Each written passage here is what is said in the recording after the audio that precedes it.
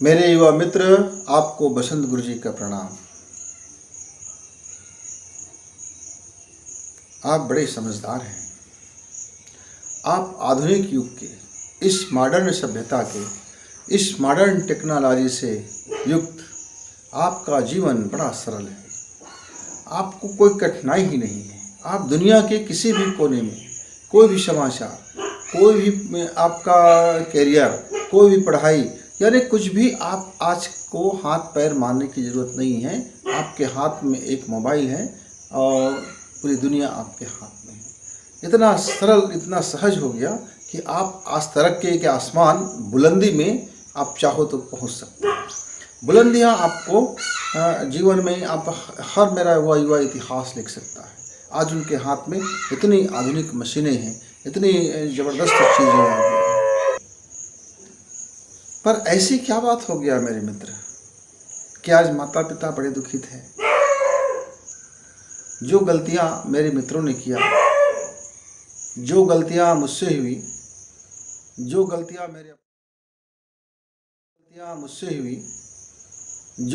मेरे अपनों ने किया, जो गलती मेरे ज़माने के, मेरे साथ हम उम्र बिताने वाले लोगों ने किया, मित्र आप वो गलती मत करना, सीख लीजिए। क्योंकि गलती करने के बाद गलती को सुधारना बहुत कष्टकर है और फिर आप पहले जैसे नहीं हो सकते। क्योंकि एक बार रस्सी टूट जाता है तो रस्सी को जोड़ी तो जाती है, पर उस रस्सी में गांठ आ जाता है। आपके कपड़े में कोई दाग पड़ जाए तो आप दुनिया भर की चीज़ों से आप उसे दाग को साफ तो कर लेते हैं, पर इस समाज में, इस संसार में, इस जीवन में यदि कोई दाग पड़ जाता है तो वह दाग अनंत काल के लिए रह जाता है। वो आपके मरने के बाद भी आपका पीछा नहीं छोड़ता।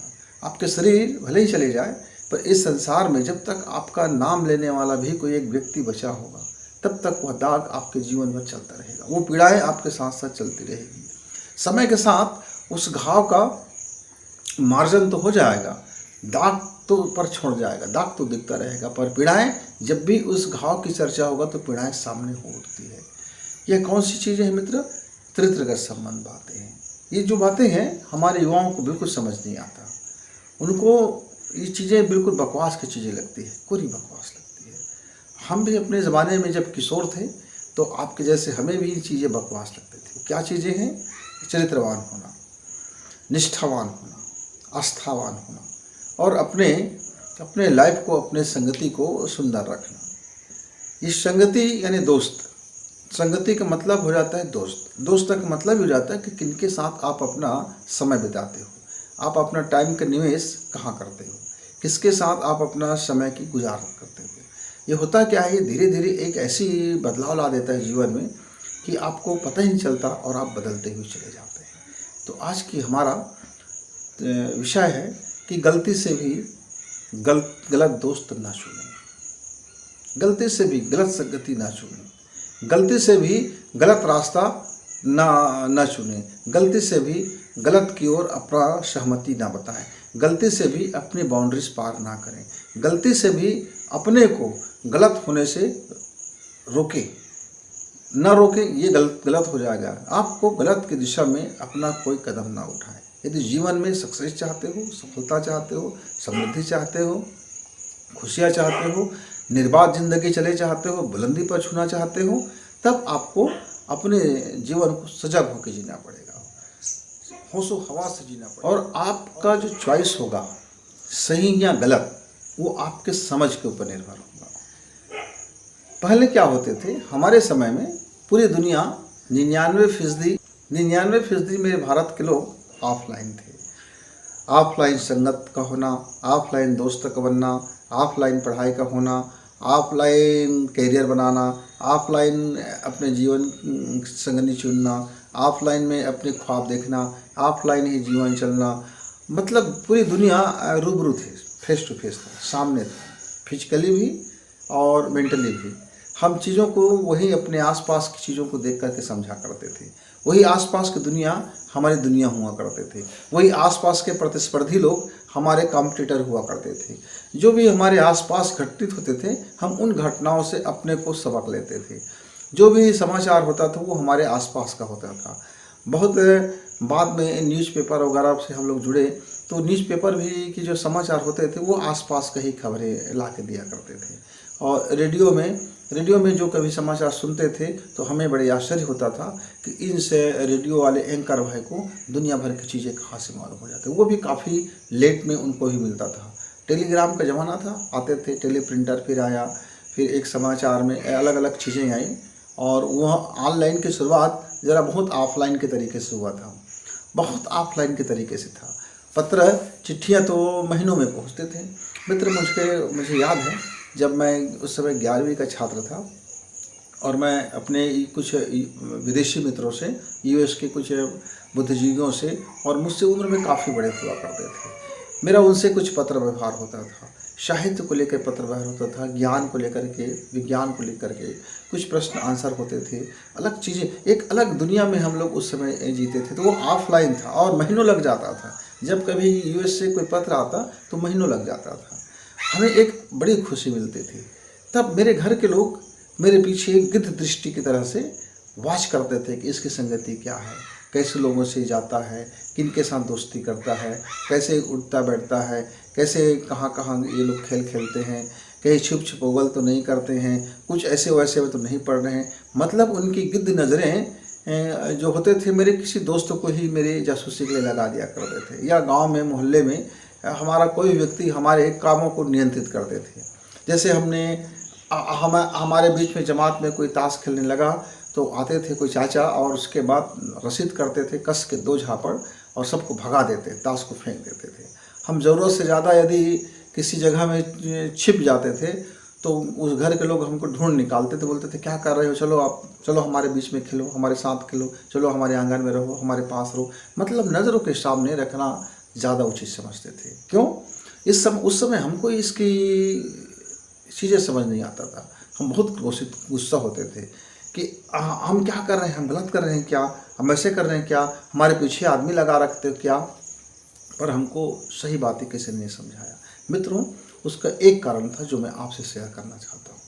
क्या होता है जब आपका उम्र 11-12 साल का रहता है, 12 से 16 साल के बीच में आपका जो फिजिकली अटैचमेंट हो जाता है, शरीर के साथ शरीर का रगड़ होता है, शरीर के साथ शरीर का जो स्पंदन होता है, और अलग अलग चीज़ें जो लोग कहानी स्टोरीज आपको सुना रहते हैं, और आप एक दूसरे के टच में आते हो, तो जो हार्मोन्स है वो आपको और करीब लाते लाते आपके सेक्सुअल की ओर ले जाता है, आपके भावनाओं को बहका देता है। फिर आपका जो पढ़ाई में जो भी मन था, दिलो दिमाग में जो भी हावी था, वो सारा डाइवर्ट होकर के एक दूसरे से चिपको आंदोलन में आपका पूरा लाइफ चला जाता है।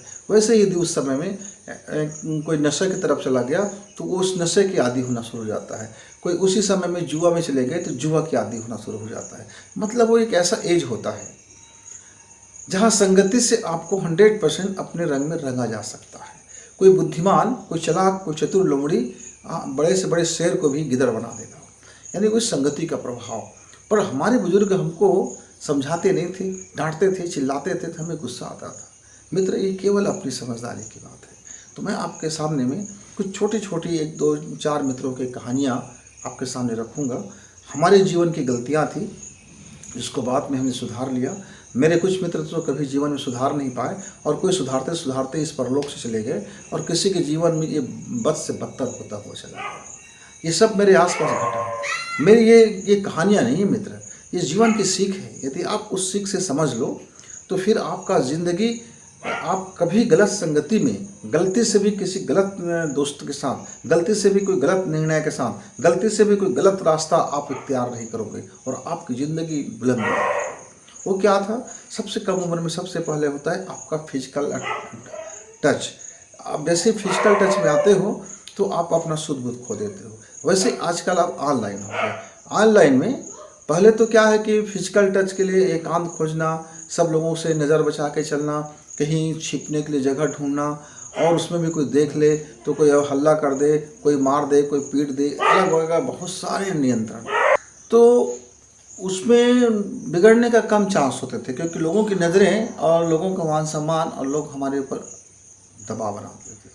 पर आजकल ऑनलाइन आपके हाथ में फ़ोन है और कोई व्यक्ति कुछ भी परोस रहा है, आपका पूर्ण वीडियो बना करके आपके अंदर के मन को गुदगुदा करके आपको उस रास्ते में ढकेल देता है। फिर कई ऐसे साथी होते हैं जो मेंटली होते हैं, जो अपने शरीर के साथ ऐसे हरकत करके आपको दिखाते हैं, रिझाते हैं कि आप उनको देखने के लिए ललायत हो जाते हो, और धीरे धीरे एक ऐसा समय आता है कि आप भी उसी मार्ग में चल पड़ते हो, क्योंकि वो संगति है ना, दोस्त है ना, उनके साथ समय बिता रहे हो ना, वो आपको भा रहा है ना, आपके अंदर को वो धीरे धीरे स्विच कर रहा है आपको, उस धीरे धीरे स्विच कर दिया आपको, आप पता ही चला आपको, और आपकी लाइफ डाइवर्ट हो गया, स्विच हो गया, और आप उस पर आपको कोई गुनाह भी नहीं लग रहा है। आप लग रहे हैं ऑनलाइन में कौन देख रहा है आपको, पर आपका मन, आपका मस्तिष्क और आपका अवचेतन उस मार्ग को चयन कर लिया। जैसे उसने चयन किया, उसका डायरेक्शन ही बदल गया। भले आप तुरंत फिजिकली रूप से आप में परिवर्तन दिखाई नहीं देगा,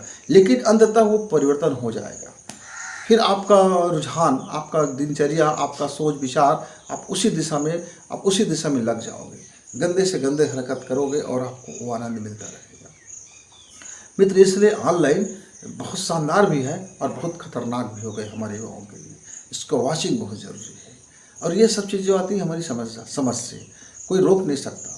माता पिता भी इन चीज़ों को समझा नहीं पाते, डांटते हैं, चिल्लाते हैं, गाली देते हैं, फ़ोन छीन लेते हैं, मारते हैं, पीटते हैं। इससे बच्चा सुधरने वाला नहीं है, इससे बच्चा तो और बिगड़ने वाला है, क्योंकि अब वो दूसरे संगी साथी से अपना फ़ोन लेगा और चुपचाप स्कूल जाने के बहाने, पढ़ने के बहाने, और रात भर पढ़ाई कर रहा हूँ इसके बहाने, और कोचिंग जाने के बहाने, ट्यूशन जाने के बहाने, वो किसी जगह में बैठ करके वो तमाम चीज़ें, ऑनलाइन गेमिंग से लेकर के ऑनलाइन लव, ऑनलाइन सेक्सुअल संबंध से क्या क्या चीज़ नहीं कर रहे हैं, आपको पता ही चल रहा है। और सब आपको गलत संगति है, आप गलत में फंस गए, चूक हो गया आपसे, आपने गलत डिसीजन ले लिया।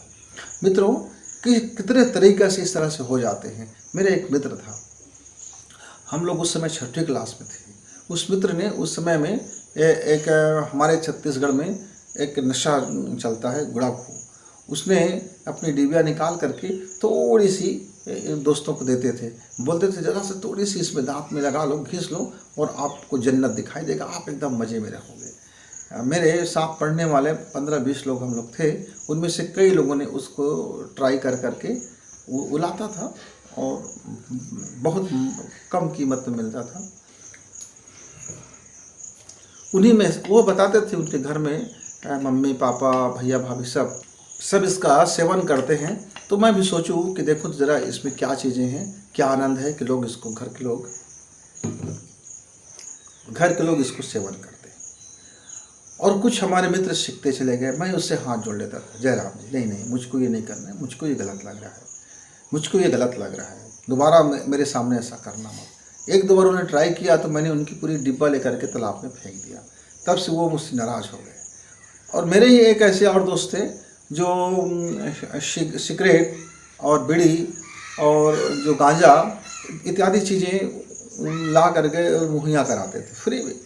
और हमारा तो एक और दोस्त था जो छोटे छोटे शीशे में पानी के साथ वो शराब को डाल करके मिला करके लाते थे, बोलते थे देखो इसको एक घुट पी लेने से मज़ा आ जाएगा।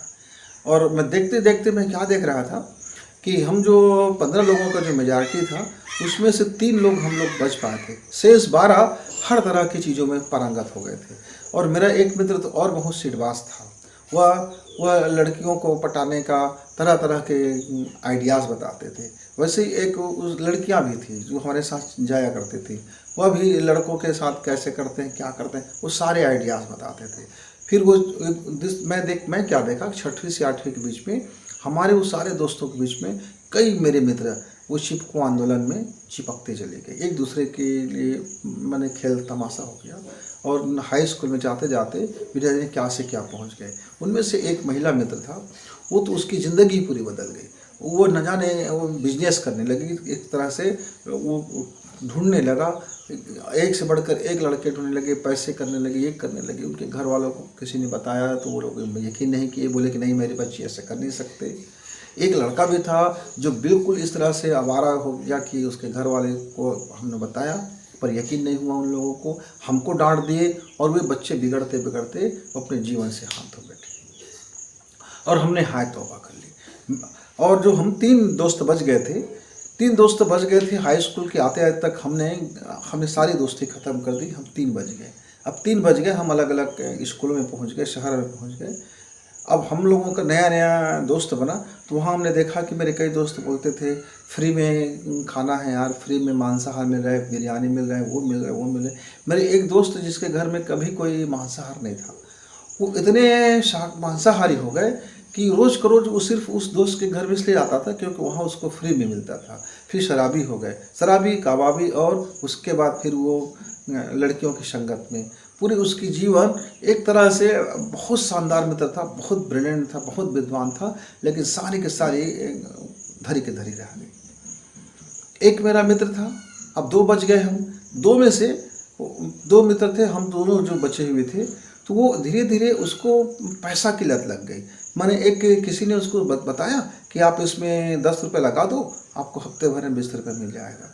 ऐसे करते वो सट्टा पट्टी में न जाने कब घुस गए। फिर वो जुआ भी खेलने लगे और वो जाने लगे, फड़ में जाने लगे, जहाँ कई लोग मिलते थे, कुछ ने उनको सपोर्ट करना शुरू किया, और कॉलेज में उनके पूरे एक फ्रेंड सर्किल बन गए, और इतने बड़े जुआ होने लगे, इतने बड़े सट्टा पट्टी खेलने लगे कि उनके पास काफ़ी पैसा आने लगा, और वो बाइक खरीदना, फिर कार खरीदना, फिर ये करना, पढ़ाई के समय में करना, घर वालों से झगड़ा करना, घर वालों की बात नहीं मानना, बोलते मैं अपना करियर बना लिया हूँ, आपको चिंता की ज़रूरत नहीं है, वगैरह वगैरह।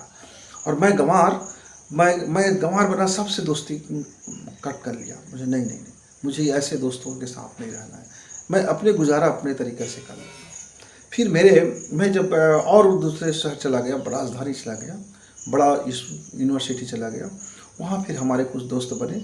वहाँ करीब मेरे पास 25 दोस्त थे। 25 दोस्तों में से 20 दोस्त ऐसे थे जिनकी किसी न किसी से गलत संबंध था, यानी गलती से वो गलत रास्ते पकड़े हुए थे। उस समय उसको वर्तमान का घाटा दिखाई नहीं दे रहा था, लेकिन उसमें से 5 ऐसे दोस्त थे जो वाकई में जीनियस थे पढ़ने में, लिखने में, और उन्होंने भी, हमने साल भर के अंदर में हमारे वो 20 दोस्त से छटनी हो गए, हम सब जयराम जी कर लिए। फिर मेरे जो 5 दोस्त बचे, उसमें से एक दोस्त का भी अपना 5-5, 7-7 दोस्त थे। उन्होंने बताया कि किस तरह से वह पढ़ाई लिखाई की संगति में है, कोई किसी साधु संत के संगति में था, कोई राजनीति के संगत में था, तो कोई अपने संगति में सब थे, और कोई मेडिकल के लाइन वाले की संगति में था, कोई इंजीनियर के संगति में था। तो जो जिस संगति में थे कॉलेज के लाइफ में, वो उस संगति में बनता हुआ चला गया।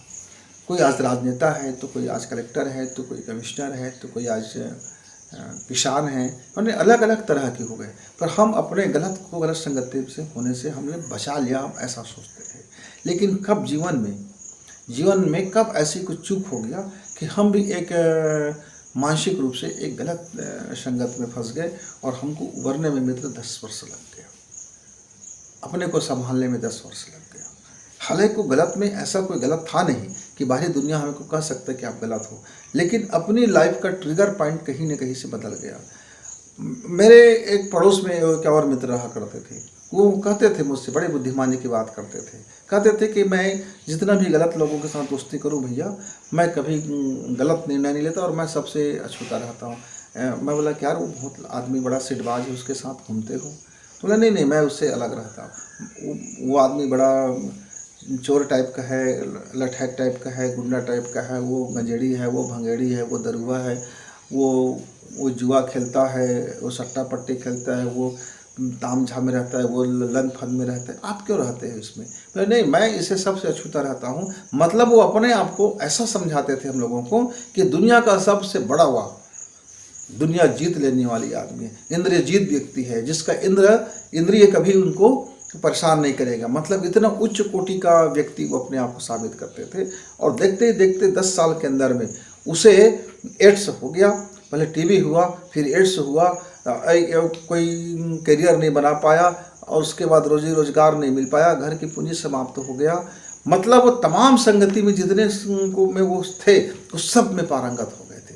उस चूर नस नस और पोर पोर में उनका वो दुर्गति भर गया था, और उनके बाद उनका विवाह भी हो गया था, उनके बाल बच्चे उनके बिछड़ गए, घर में कोई कहीं कुछ नहीं बचा, कुछ बचा ही नहीं। अंत में उसको आत्महत्या करना पड़ा, कुछ चारा था ही नहीं उसके जीवन में, वो अपनी दुर्गति और दुर्गंध से भर गया था। मित्रों, तो हम ये जानते हैं कि संगति में आप रहोगे तो आज नहीं तो कल, आज नहीं तो कल वो आप उसके लपेटे में आप लपेटते हुए चले जाओगे। संगति किसी को बख्शता नहीं है। इसका एक वैज्ञानिक कारण समझ लीजिए, इसका एक विज्ञान रीजन समझ लीजिए। मेरे शरीर के अंदर से जो निकलने वाली प्रकाश की किरणें हैं, जो चुंबकीय ओरा है, मेरे आसपास के एरिया में वो प्रभावित करता है। यदि मेरी चुंबकीय शक्ति यानी मेरी जो जैव चुंबकत्व है, या मेरे शरीर से निकलने वाला जो जैव रसायन है, मेरे अंदर का जो वाइब्रेशन है, मेरी मानसिक अवधारणा है, मेरी लोगों को प्रभावित करने की जो क्षमता है, तो मेरे आसपास में इर्द गिर्द में 10 मीटर में जो भी व्यक्ति बैठा रहेगा, 5 मीटर, 10 मीटर, 50 मीटर, 100 मीटर, अलग अलग लोगों की क्षमताएं होती हैं अपने अंदर के प्रबल शक्ति को जगाने का। फिर मानसिक रूप से यदि हम किसी को कहें तो टेलीपैथी से हम लोगों को बदल भी सकते हैं, टेलीपैथी से प्रभावित भी कर सकते हैं। तो जो संगति में होता है वो अपने प्रभाव क्षेत्र में आने वाले उन लोगों को वो अपने जैसे बनाता हुआ या अपने जो मनचाहे चीज़ों को बनाता हुआ निकल जाता है। मेरा एक दोस्त है, वह बड़ा सट्टाबाज है, वे बड़े बदमाश है, वो बड़े हर चीज़ में ठेका, बहुत पैसा कमाते हैं, लोगों को आज तक कितने लोगों को बर्बाद कर चुका है। जुआ खिलाना, सट्टा खिलाना, अपना पैसा भरना, और अपने केवल वो देखते हैं, साथ में रहते हैं, वो उसका एक बिजनेस है वो, और वो अपने को अलग बना के रखा है। लेकिन उसकी पूरा परिवार में तबाही है, क्योंकि परिवार में अब बच्चे गलत रास्ते में आ गए, गलत संगति के गलत प्रभाव होना शुरू हो गया, गलत तरीके से आया हुआ धन गलत रास्ते ले जाना शुरू कर दिया। मित्रों, पहले तो ये फिजिकल की बात हो गया, ये बात हो गया, ऑफलाइन की बात हो गया। ऑफलाइन में इतने बच्चों ने बर्बाद हुआ। अब आजकल सारी सुविधाएं ऑनलाइन हैं, आप ऑनलाइन गेमिंग कर सकते हो, ऑनलाइन जुआ खेल सकते हो, ऑनलाइन शेयर लगा सकते हो, ऑनलाइन सट्टा पट्टी कर सकते हो, ऑनलाइन दोस्त बना सकते हो, ऑनलाइन आपका छिपा हुआ दोस्त हो सकता है डार्क साइड में जा कर के, ऑनलाइन आपका फेसबुक है, इंस्टाग्राम है, व्हाट्सएप है, और कई तरह के वेबसाइट्स हैं, कई तरह के अपने चीज़ें हैं। फिर एक दूसरे बिना दूर शरीर रहते हुए भी आप वीडियो कॉल में आप एक दूसरे के साथ में कुछ भी करते रहते हैं। अब पूरा मानसिकता आपकी कैच हो जाता है, क्योंकि आप बहुत ज़्यादा क्लोज जुड़ जाते हो। जब मोबाइल के पास होते हो तो आप और वो इतने नज़दीक होते हो कि आपका बदल जाना, आपके शरीर को बदल देना, आपके विचार को बदल देना, आपके मन को बदल देना बहुत ईजी होता है मित्र। इसीलिए तो आपका दोस्त, चाहे ऑनलाइन दोस्त हो या फिर ऑफलाइन दोस्त हो, समय जिससे आप बिताते हो, कालांतर में आपका वह प्रभाव पड़ेगा, बच नहीं सकते हो। केवल एक ही समझदारी है कि हम जब कोई अपना समय किसी से बिताएं, चाहे वो दोस्त हो या ना हो, चाहे व्यवसाय हो या ना हो, या मेरी शिक्षा हो या ना हो, हम किसी से भी कोई समय बिताते हैं तो वह समय बिताने वाले जो संगति है वे हमें बदल देते हैं। मैंने ज्ञानी और बड़े बड़े आचार्यों के साथ और धुरंधरों के साथ समय बिताया, और जीवन काल में हमने उनसे सीखा और हमने उनके दोहरा चरित्र भी देखा, और हमने जिनको भी देखा कि इसका व्यक्तित्व में बड़ी छल है, कपट है, और ये ज्ञान की बातें तो करते हैं पर जीवन में इसका जो संगति है गलत हो गया, तो हमने उससे अपनी पींगें छुड़ा ली, अपनी हाथें छुड़ा ली और दोस्तों को जय राम बोल दिया। इसीलिए मेरे बहुत कम दोस्त होते हैं। मैं जब देखता हूँ भैया, या तो आप सही मार्ग चुनो, सही रास्ते में चलो, सही ज़िंदगी जियो, और यदि नहीं आपका जीवन गलत है, आपका सोच गलत है, आपका चाल ढाल गलत है, आप गलत समय में बिता रहे हो, गलत लोगों से मिलते जुलते हो, गलत तरीके से जीवन जीते हो, तो फिर मैं उनसे अपना बोल देता हूँ जय राम जी की, मेरा आपका दोस्ती, मैं आपके साथ समय नहीं बिता पाऊँगा, मैं समय अपना निवेश नहीं कर पाऊँगा, क्योंकि समय में जहाँ मेरे पास समय बहुत कीमती है। जीवन में एक बार जो समय मिल गया है, मैं उसको जहाँ बोऊँगा, जिस खेती में मैं बोऊँगा, इस संसार में जहाँ मैं बोऊँगा, वो वहाँ से बीज बनकर लौट के आता है। ये कर्म फल का सिद्धांत मुझे बचपन में, मैं कॉलेज के समय में मैं समझ गया था। ये कर्म फल का सिद्धांत यानी समय को बो देना, समय हमारे चरित्र को बना देता है, चरित्र हमारे समय को बदल देता है, और समय हमारे चरित्र को बदल देता है। इस तरह से समय जहाँ जहाँ हम अपना बिताते हैं वो हमें उस दिशा में ले जाते हैं। मित्रों, मैं 11वीं क्लास में था, मैं जिस महिला से सब्जी खरीदने जाता था, यद्यपि वह बहुत कम पढ़ी लिखी थी, हम अक्सर उनसे सब्जी खरीद लिया करते थे। उसके कारण ये नहीं था कि हमको सस्ते में देते थे या हमको फ्री में दे देते थे। 2 कारण थे। एक तो वह सब्जी हमेशा साफ़ सुथरा और सुंदर रखते थे, और उसका तौल सही था। तौल के साथ साथ वो एक भाव में बेचते थे, उसका कभी वो मोल भाव नहीं करती थी। और जब वो सब्जी हम उनसे लेते थे तो वो जीवन में जो अच्छी अच्छी चीज़ें हैं, जो सबक है, वो हमको बताया करते थे। कई बार वो बता देते थे कि देखो भाई, मैं अपने बच्चे को ऐसा पालन पोषण किया, पर मेरा बच्चा ऐसे संगति में आ गया, मैंने बहुत मना किया पर वो समझे नहीं, आज बड़ा उनका दुर्दशा हो गया। और कभी कभी अच्छी बात बताते थे कि हम लोग इस तरह से संगति में आकर के अपना सत्यानाश कर बैठे थे, फिर फलाने आदमी अच्छा संगत में आया और फिर हमने अपने आप को, अपने बिजनेस को, अपने घर को कैसे बढ़िया कर लिया। मैंने छोटी छोटी बातें हमको वो सब्जी लेते के दौरान में दे दिया करते थे फ्री में। उस संगति हमारे जीवन में बड़ा काम आया। फिर हमारे कुछ शिक्षक ऐसे थे जो बहुत अच्छे विचार के थे, अच्छे जीवन जीते थे, नैतिक जीवन जीते थे, आचरण भी खूबसूरत था और लाइफ में बहुत अनुशासित रहा करते थे। ऐसे ऐसे लोगों से जब हम लोगों का पाला पड़ा तो मेरे एक मित्र वैज्ञानिक बन गया। वो हमेशा वैज्ञानिकों की संगति में आया करते थे, विज्ञान को था। मेरे एक मित्र हमेशा धार्मिक सत्संग में रहा करते थे, वो बड़े धार्मिक गुरु जी बन गए। तो मैंने अपनी आंखों से देखा है, जो जिस संगति में समय बिताया है वो कालांतर में वो होता हुआ चला गया है। मित्रों, इसलिए जिसके साथ भी आप अपना समय बिताते हो, चाहे वो ऑफलाइन हो, ऑनलाइन हो, घर हो, पड़ोस हो, मोहल्ला हो, चाहे अपने जहाँ आपका हॉस्टल हो, जहाँ आपका स्कूल है, कॉलेज है, करियर है, बिजनेस है, जहाँ भी आप अपना समय बिताते हो, वहाँ आपका समय जिससे बिताते हो, आपका आचरण ठीक वैसा ही बदलता हुआ चला जाएगा। मेरे वो बहुत अच्छे मित्र थे, खूब धन कमाते थे, खूब बिजनेस था उनका, बहुत शानदार उनका बिजनेस था। और हम लोग उसके चरित्र के बारे में एग्जाम्पल देते थे। देखो, हमारे पढ़ाई के समय में, कॉलेज के समय में इस व्यक्ति ने कभी आँख उठा कर नहीं देखा, ऐसा नहीं हुआ, ऐसा नहीं हुआ। और उनके शादी भी हुआ, देखो कितनी अच्छी लड़की से शादी हुआ है। मैं 10 साल के बाद मिला उनसे तो फटे हाल थे, बुरा हाल थे, बर्बाद हो चुका था और उसको किसी दूसरे के कंपनी में जा कर के अपनी नौकरी करना पड़ रहा था। मुलाकात हुआ, मिले, हम 2 दोस्त बैठे और चाय पानी के लिए एक होटल में गए और उसने अपनी सारी राम कहानी बताया कि किस तरह से उसका करियर शानदार था, उसका बिजनेस बहुत टॉप पे था और धीरे से उसने एक कुसंगति वाले लड़के से उसका संगति हुआ और वो धीरे धीरे उसको हर उस गंदे रास्ते में उसको डुबा गए और हर तरह की चीज़ें उसका बर्बाद हो गया। आज न वो बचा, न उनका फैमिली बचा, न उसका धन बचा, न मान बचा, न सम्मान बचा, केवल वो एक जीवन बच गया है। उसने बताया कि उनकी श्रीमती ने रोजी मजदूरी करता है तब बच्चों का पेट पालन होता है।